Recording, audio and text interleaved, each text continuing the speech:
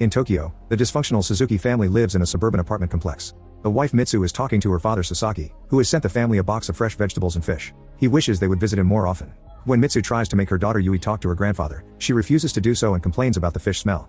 After the call, Mitsu tries to prepare the fish but she finds it too disgusting. Her husband Yoshiyuki doesn't want to touch it either, so the fish ends up in the freezer. When they see a bug on the vegetables, they freak out so much that they don't even notice that it's actually Yui's fake eyelashes. Yoshiyuki ignores everything and keeps asking for food while Yui only has eyes for her phone, so it's up to Mitsu to throw the bug away. Eventually the son Kenji arrives but doesn't greet anyone. He never takes off his headphones, and when Mitsu asks him if he wants dinner, he just shows her the fast food he bought and goes to his room without saying a single word. In their rooms, the siblings only spend time on their screens. Mitsu is worried about the smartphone bills and asks Yoshiyuki to talk to his kids about it, but he only pays attention to the TV.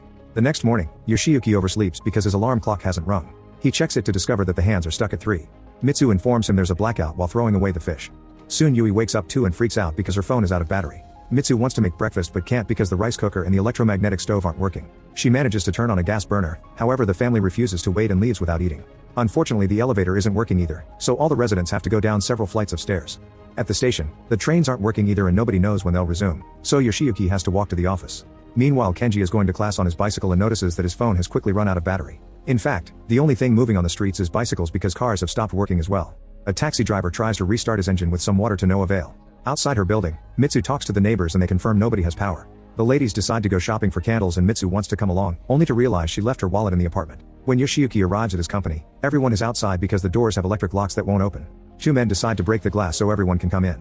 Employees have to take the stairs to their offices, but they realize they can't work because there are no lights and no computers. At school, Yui discovers all her classmates are arriving late and nobody has a working phone. Some teachers can't even come to work, so many classes are sent to the study hall. At college, Kenji is going through the same situation. At the grocery store, Mitsu discovers that the pre-made food shelves are already empty. People are buying things like candles and water in great quantities, so she does the same. The store employees announce that they can't take credit cards because of the blackout, so clients can only pay in cash. Everyone rushes to the nearest ATM, however these aren't working either. After a few hours of waiting and doing nothing, Yoshiyuki's boss sends everyone home early. Refusing to walk again, Yoshiyuki decides to buy a bicycle. Unfortunately prices have gone up to the extreme because everyone is desperate for one, so Yoshiyuki has no choice but to pay extra. When he arrives at his building, he finds an old lady resting on the stairs because climbing so many steps is too much for her. Later while the family has dinner by candlelight, Yoshiyuki insists on working with pen and paper. Anytime they use the toilet, they have to flush it by throwing water from the bathtub.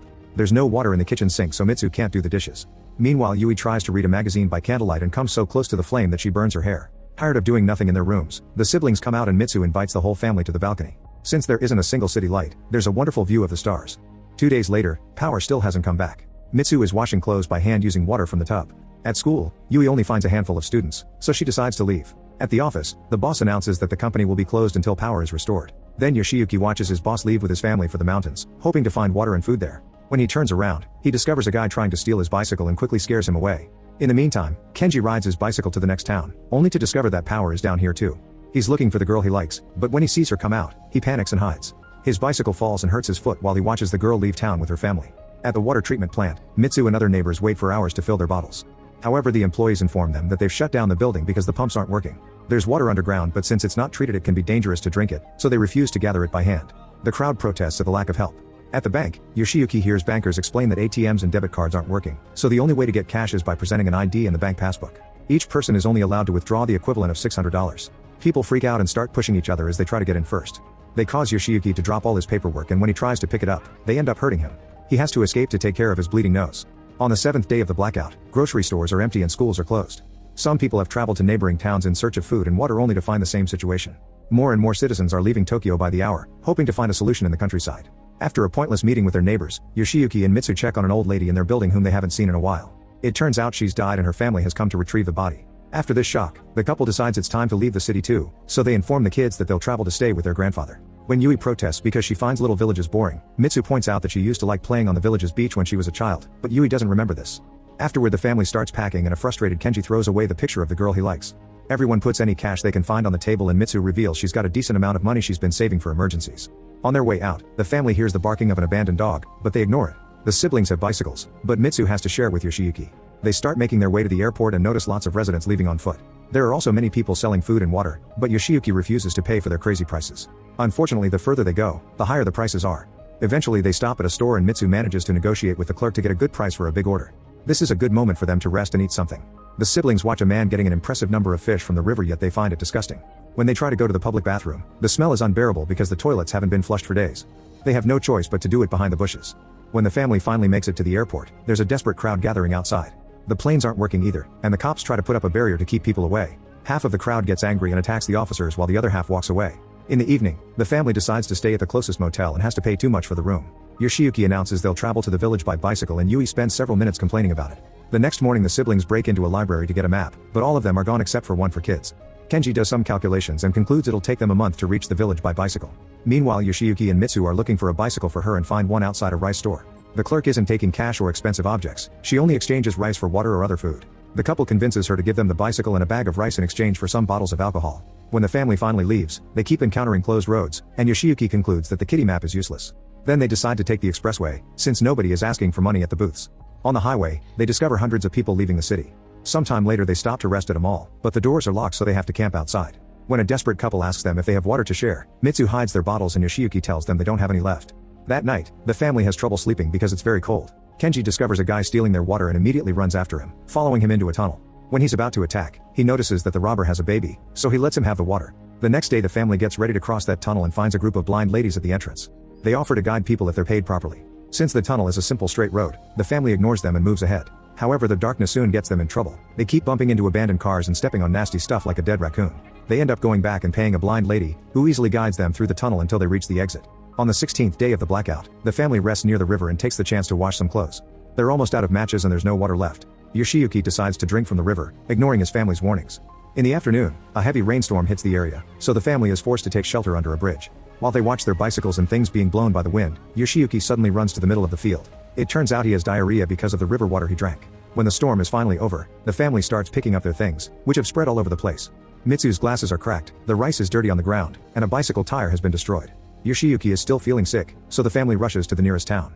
While the parents rest, the siblings break into a supermarket. Unfortunately, there's no food, matches, or tires left. The only things they grab are a flare, cat food, and battery liquid, which is purified water and therefore edible. When they return to camp, Yui tries the cat food and spits it because it's disgusting. Kenji has no choice but to use his silicone phone case to fix his bicycle tire. As days continue to pass, the family gets used to dealing with the rain and eating cat food. The next time they stop to rest they meet the Saito family, who seem to be doing just fine. They often went riding through the mountains and camped out a lot, so they know many survival techniques. There's water seeping through rocks with moss, and air drying food to make it last longer. They also point out which weeds are edible and even recommend eating cicadas. One of the boys has an old mechanical camera that still works, so he takes a picture of them. Yui gives him an address so he can send a copy later. Afterward the families decide to continue their journey together. Mitsu and the kids get along with the Saitos and are very grateful for their advice, but Yoshiyuki is green with envy and rides very fast as if trying to show off. When they stop at a bridge to rest, they see a group of soldiers walking by. A man explains that they come from a nuclear power plant, which wasn't working either. Now they're going to the next prefecture to check on a different plant. Then the families decide to part ways because the Suzukis are going to Osaka to check if the rumors of power working there are true. On day 43, the family discovers that Osaka doesn't have power either. Yui freaks out since they don't have food or water, and an argument ensues. It ends with the family agreeing that Yoshiyuki isn't a responsible caretaker. While looking around the city, they're shocked to find lots of people eating fish outside an aquarium. The employees are handing out all the aquarium animals to be used as food, so the family rushes to get in line. Sadly, by the time they make it to the front, there's no food left. On day 67, the group is exhausted and they collapse in the middle of the countryside. A desperate Yoshiyuki grabs a bug, but before he can eat it, he sees a pig nearby. The family works together to surround it, and after lots of struggle, Yoshiyuki manages to kill the pig as they roll down the hill. Neither he nor Mitsu wants to cut it open though, so Kenji is in charge of the knife. Before he can move, he's stopped by farmer Tanaka, who slashes the pig's neck without hesitation. Afterward the family drags the dead pig to Tanaka's house, where they can drink water from a well. Tanaka explains that his electric fences stopped working, so all his pigs ran away. If the family helps him catch them all again, he'll share his food. The group agrees and Tanaka gives them a very nice breakfast that includes smoked pork. It's so delicious that it makes Yui cry. After a neighbor comes by to drop some vegetables, Tanaka forces the family to help him butcher the pig. They're pretty disgusted but push through it for the sake of survival. This usually takes Tanaka a lot of time, but now the process is going faster thanks to all this help. The meat is cut into pieces and salted for conservation. When it's time for a bath, they have to fill the tub with buckets from the well and start a fire with wood to heat the water. That night, Tanaka lends them pajamas that he bought for when his son's family visits. Those relatives are living in the USA now and he doesn't have a way to contact them. Yoshiyuki and Mitsu realize how lucky they are to still have their kids with them and fall asleep holding hands. For the next few days, the family spends all their time with chores and learns a lot about farm life. They chase after all the pigs and actually have lots of fun bringing them back to the farm. Yui learns how to sew from Mitsu, who is in charge of washing clothes. Yoshiyuki chops wood and Kenji has better tools to fix his bicycle. Tanaka asks the family to live with him, since they're very helpful and he hates being alone. However, the Suzukis would rather be with their grandfather. As thanks, Tanaka gives them enough smoked pork for the rest of their trip. A few days later, the family makes it to the river and is devastated to discover that there's no bridge. Yoshiyuki finds an oar, some rope, and wood by the shore, so they work together to build a raft. First the guys take the women and their things to the other side, then they go back to get their bicycles. Suddenly it starts raining, so they need to hurry. Yoshiyuki and Kenji move as fast as possible, but unfortunately the raft breaks under the weight of the bicycles. Kenji gives up and quickly swims to reunite with the others, but the stubborn Yoshiyuki keeps clinging to the wood and eventually the bicycles push him underwater. His family screams in despair as they see the current drag him away. After the rain stops, Kenji goes looking for his father but only finds his toupee. Everyone immediately breaks down in grief. On day 94, the group is following the train tracks. Mitsu is too depressed to keep walking, so Kenji has to pull her to make her move. When they grab some pork from their bags to eat, a dog approaches them and whines to beg for food. Yui wants to feed the poor thing, but Kenji scolds her. The dog steals the pork from Yui's hand anyway and runs away. Soon more dogs show up and a Doberman jumps to grab Mitsu's bag with its mouth. She tries to take it back but the struggle causes her to fall and roll down the hill. The kids immediately rush to help her and discover she's broken her ankle. They help her walk after seeing the dogs eat everything in her bag. When they try to leave, they walk very slowly because of Mitsu's condition. The dogs quickly come back for more, so the family holds each other and waits for the worst. At that moment a steam train appears on the tracks, so the dogs run away. The train stops right in front of the family, who immediately come aboard for the rest of their journey. There are plenty of water bottles to share and lots of people from Tokyo who are also moving to the countryside. A doctor bandages Mitsu's ankle and asks about their father, causing the kids to cry. Meanwhile on the river shore, Yoshiyuki wakes up and starts walking. However, he's too weak to go far and ends up collapsing against a tractor. Suddenly he sees the train pass by but he doesn't have the energy to scream. Luckily he still has the flare in his pocket and manages to light it up just in time. Mitsu sees him and immediately makes the train stop so the kids can run to reunite with their father. Later on the train Mitsu gives Yoshiyuki his toupee, but he throws it away. When the train goes through a tunnel, the engine smoke enters the cars through the windows and leaves everyone coughing. It also makes their faces black, causing them to laugh. On day 108, the family finally makes it to the village and meets with Sasaki, who can't believe he's finally being visited. 2 years and 126 days later, the Suzukis are happy in their new farm life. They fish, sow, and enjoy the vegetables they planted themselves. One morning, Yoshiyuki is awakened by a strange sound. He leaves the house to follow it and discovers an alarm clock ringing in a storage house. Suddenly the village's speakers start playing music and all the neighbors come out to look at the streetlights again. A few days later, all the original Tokyo residents are back in the city. On TV, experts have many theories about the cause of the blackout: a solar flare, a comet that came too close to Earth, and even cyber terrorism. The Suzukis now spend more time with each other and aren't afraid of chores. They install an old-style landline telephone at home and Yoshiyuki keeps using a bicycle to go to work. When the mailman brings them a letter, they're delighted to find the picture the Saito boy took of them on the road. Make sure to subscribe and turn on notifications so you can watch more videos like this. Thanks for watching. Standing where the pavement ends, the sky is turning black above us. I can see you shivering in the wind. Is it the cold or the fear of being seen? I have waited my whole life for this, to see you standing here in the wild. The rain is starting to fall on your face, and I am ready to lose it.